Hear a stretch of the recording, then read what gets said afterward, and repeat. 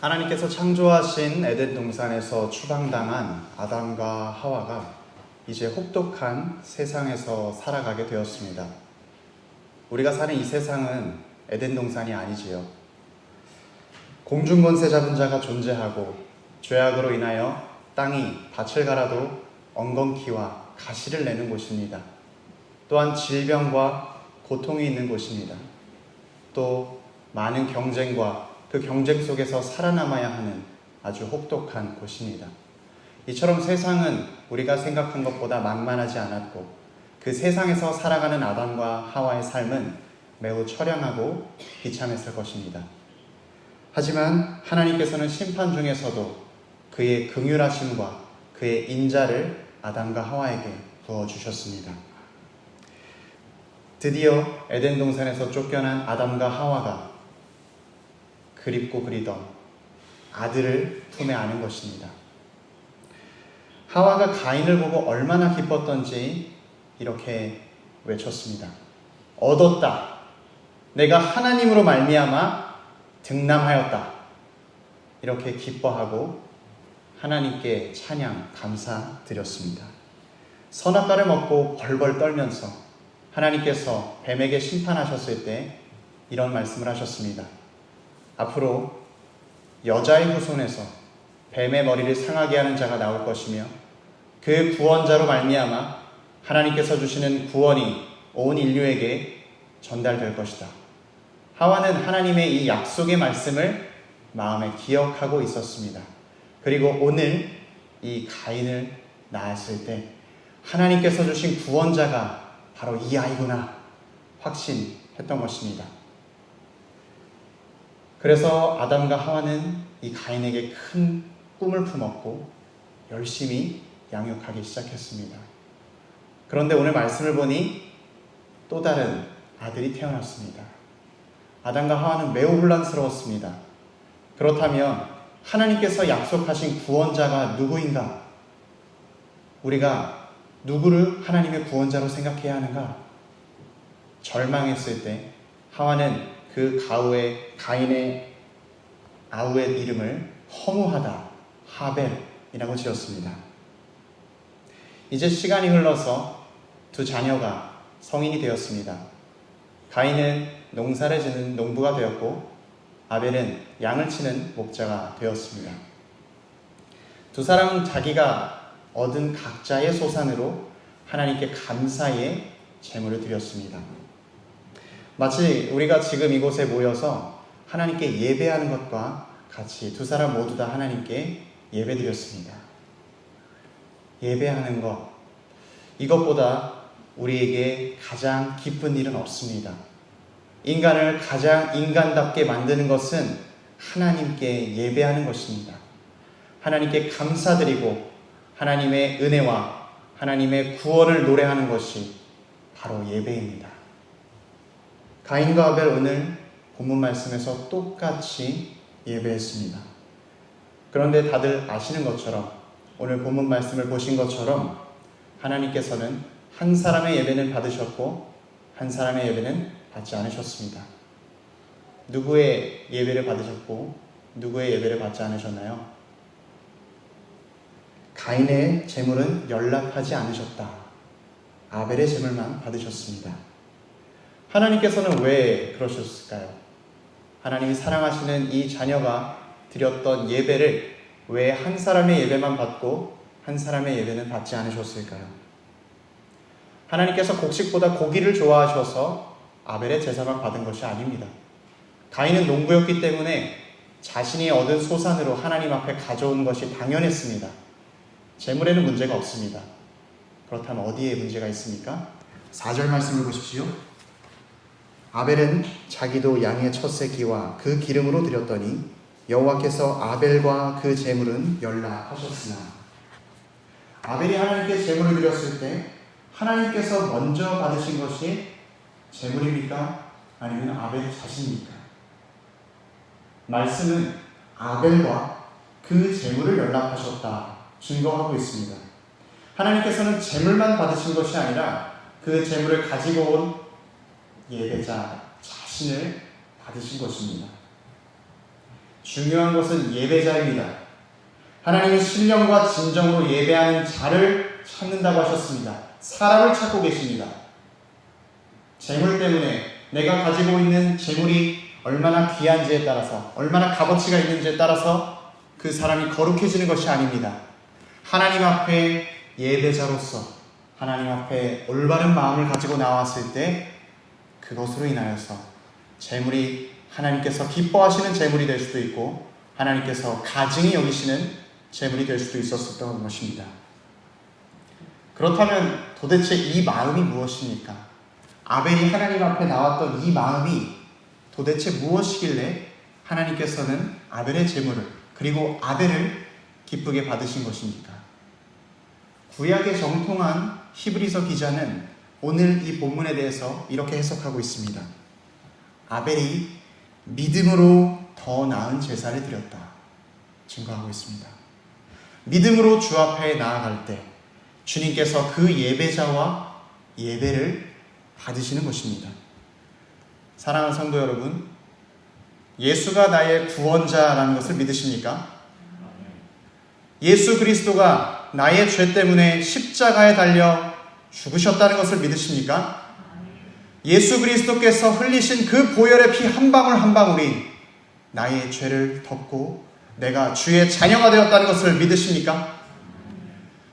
내가 한 주간 지었던 모든 죄 역시 주 예수 그리스도께서 흘리신 보혈의 피로 말미암아 깨끗하게 되어서 오늘 이 자리에서 하나님께서 주시는 은혜를 받을 수 있는 새 사람이 되었다는 것을 믿으십니까?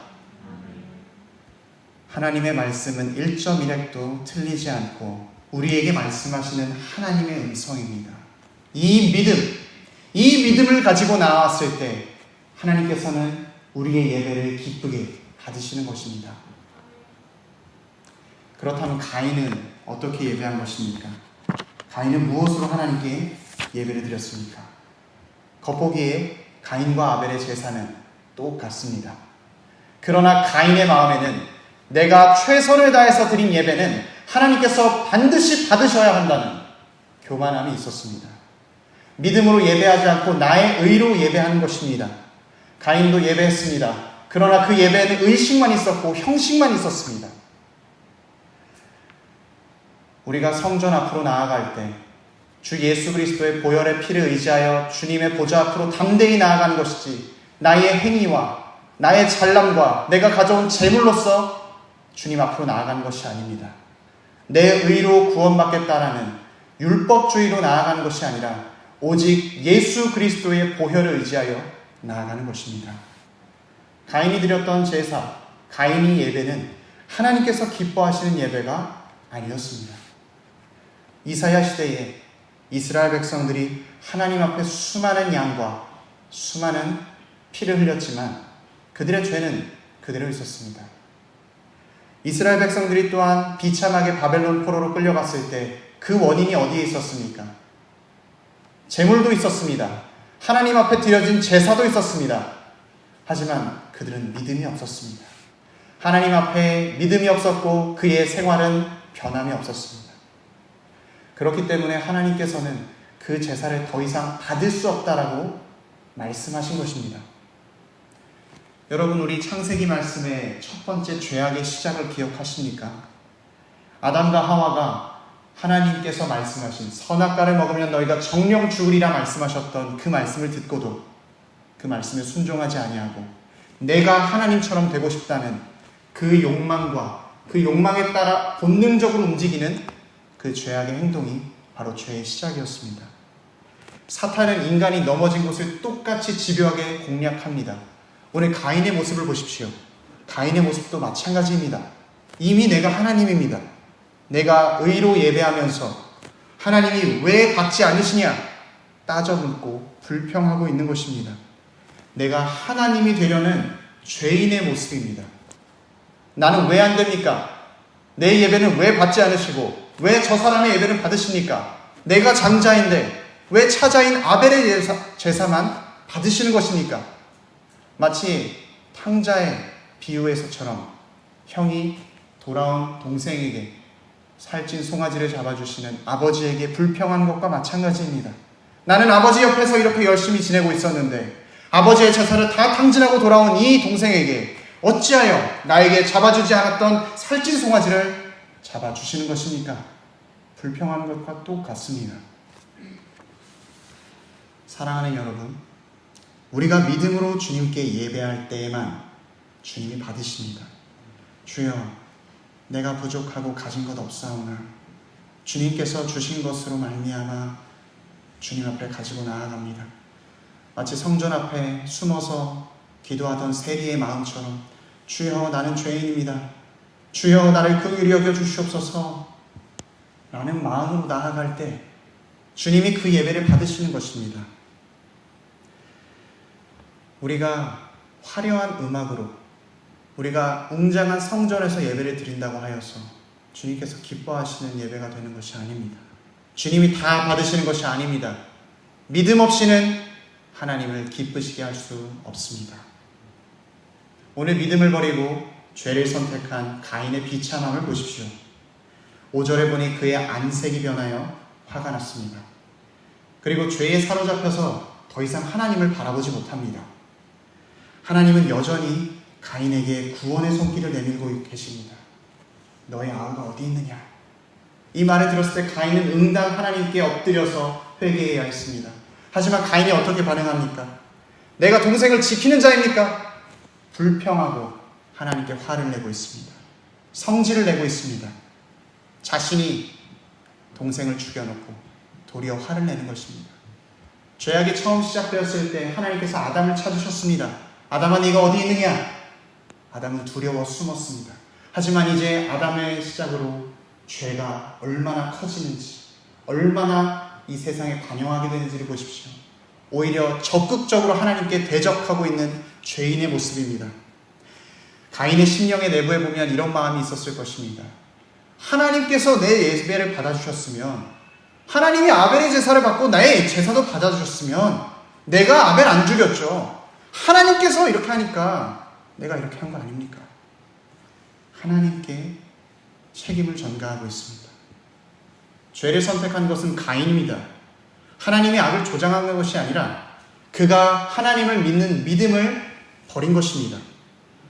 계속해서 가인은 자신이 하나님께서 받으실 수 없는 예배를 드렸다는 것을 생각하지 못하고, 그렇게 보지 못하고 하나님께 따지고 있습니다. 마음의 악독함으로 자신의 책임을 외부에 전가해버리고 있는 것입니다. 하나님이 안 받으신 거지, 나는 예배했습니다, 내가 예배했으니까 받아주셔야죠 라고 불평하는 것입니다. 가인은 오늘 예배에 완전히 실패했습니다. 예배에 실패한 사람의 모습을 보십시오. 내 형편이 된 것도 다 남의 탓, 내가 지금 이렇게 사는 것도 다 하나님 탓입니다. 믿음을 버린 가인의 마지막의 모습을 보십시오. 12절 말씀입니다. 내가 밭가라도 땅이 다시는 그 효력을 내게 주지 아니할 것이요 너는 땅에서 피하며 유리하는 자가 되리라.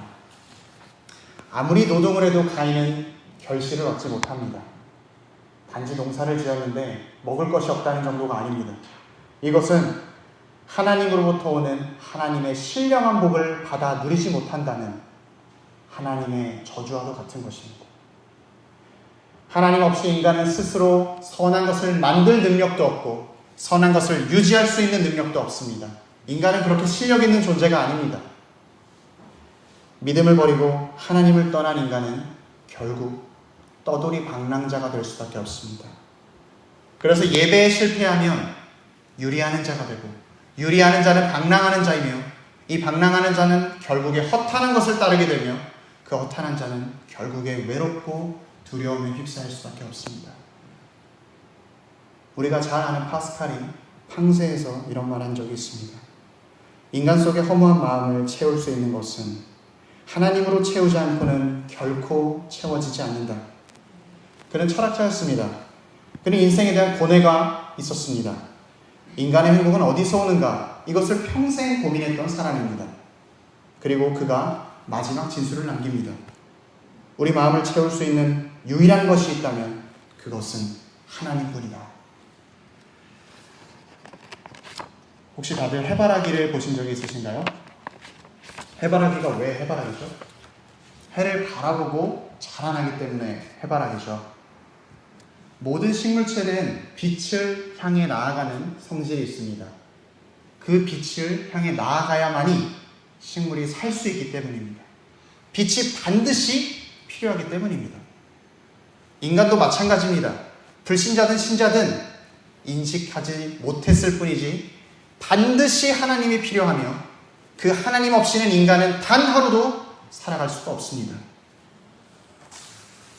불신자들은 평생 자기가 찾는 그것이 무엇인지도 모른 채 이쪽에 기웃 저쪽에 기웃거리며 평생 인생을 허비하며 살아가는 것입니다. 사랑하는 성도 여러분, 오늘 본문에서 가인은 실패했고 아벨은 죽어버렸습니다. 그렇다면 우리에게 소망이 없는 것입니까? 선하신 하나님께서는 가인의 실패에 실망하거나 낙심하거나 포기하지 않으셨습니다. 오히려 그의 자비하심으로 택함받은 자 셋을 아담과 하와에게 허락하셨습니다. 그리고 이제 그 택함받은 자 셋을 통하여서 아브라함을 부르시고 아브라함을 세우셔서 아브라함의 자손에 기름 부으는 다윗을 세우시고 그 다윗의 씨를 통하여서 우리에게 예수 그리스도를 보내주신 것입니다. 그리고 이제 우리가 그 예수 그리스도의 보혈로 말미암아 이 자리에 모여 예배합니다. 우리 어떤 마음으로 예배해야겠습니까? 여러분은 어떤 인생을 사시겠습니까? 믿음을 버리고 남탓만 하며 평생을 유리하는 자로 살아가시겠습니까? 아니면 믿음을 가지고 주님께 예배함으로 인하여서 주님께서 주시는 은혜와 신령한 복을 누리며 살아가시겠습니까? 우리 삶 가운데 가장 복된 것이 있다면 그것은 믿음으로 주 앞에 나아가는 것임을 기억하시기 바랍니다. 믿음으로 하나님과 더불어서 믿음으로 하나님과 동행하며 믿음으로 주의 은혜를 받아 누리는 그 인생이 우리 인생 가운데 가장 복된 인생입니다. 사랑하는 성도 여러분, 오늘 이 자리에 우리가 예배하는 것은 우리의 의지로 나온 것도 아니요 우리의 힘으로 나온 것도 아닙니다. 하나님께서 우리를 부르셨습니다. 그리고 우리가 믿음으로 응답하여 이 자리에 앉아 있습니다. 주님께 예배할 때 오늘이 나의 마지막 예배라는 마음으로 간절하고 진실된 마음으로 주 앞에 예배드리는 저와 여러분 되기를 소망합니다. 같이 기도하겠습니다.